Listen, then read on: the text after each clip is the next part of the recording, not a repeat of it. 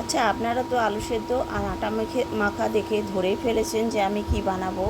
হ্যাঁ, ঠিকই ধরেছেন, আমি বানাবো আজ আলুর পরোটা। তাহলে দেখে নিন আমি কিভাবে আলুর পরোটা বানাই। প্রথমে আমি আটা মেখে নিয়েছি। আমি এখানে আটাই নিয়েছি, আপনারা আটা ময়দা মিক্স বা শুধু ময়দারও করতে পারেন। আমি আটার মধ্যে দিয়েছি অল্প পরিমাণে নুন আর একটুখানি সাদা তেল আর জল দিয়ে একটা রুটির ডো বানিয়ে নিয়েছি। তারপর আমি যে সেদ্ধ করা আলুটা রেখেছিলাম সেই আলুর মধ্যে দিয়েছি নুন, লঙ্কার গুঁড়ো, ধনেপাতা কুচি আর দিয়েছি ভাজা মশলা গুঁড়ো। আলুটা বেশ করে মাখিয়ে নিয়েছি। আর এখানে একটা ছোট্ট টিপস, আলুটা মাখার পর 1 চামচ সাদা তেল দিয়ে আবারও ভালো করে মেখে রেখে দেবো। এবার আমরা যে আটার ডোটা রেখেছিলাম মেখে, সেই ডো থেকে পরিমাণ মতো লেচি কেটে নিয়ে নেবো। একটা ছোট্ট বাটির মতো করব বা ছোট্ট সাইজের লুচি। তো তার মধ্যে একটা ছোট্ট বলের মতো করব, আলুটা তার মধ্যে ভরে দেবো, নিয়ে সুন্দরভাবে ওর মুখটা আটকে দেব।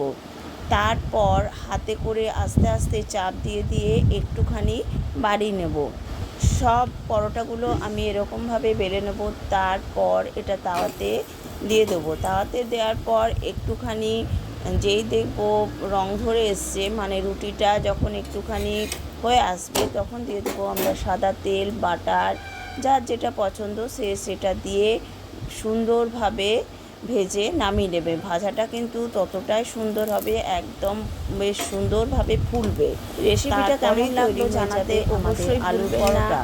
আর লাইক, কমেন্ট, শেয়ার অবশ্যই করবেন। আমার চ্যানেলে যারা নতুন আছেন তারা সাবস্ক্রাইব করে বেল আইকনটি প্রেস করে রাখবেন, যাতে আমি যে ভিডিওই দিই না কেন সবার প্রথমে আপনার কাছে পৌঁছে যাবে।